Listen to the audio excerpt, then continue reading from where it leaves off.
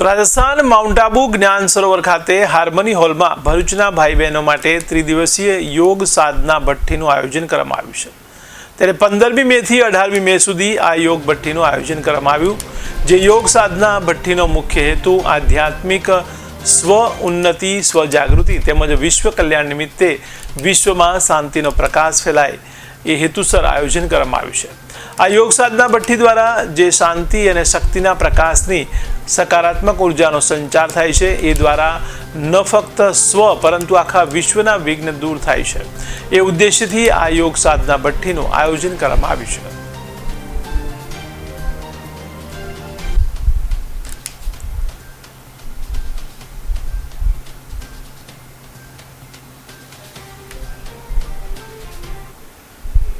સુરતના ઓલપાડના Kim railway ઓવરબ્રિજના service road ઉપર પડી ગયેલા ખાડામાં મોપેડ ચાલક ખાબક્યો હતો।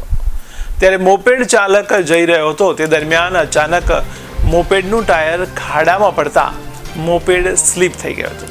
ત્યારે મોપેડ પરથી ચાલક રોડ ઉપર પટકાયો હતો।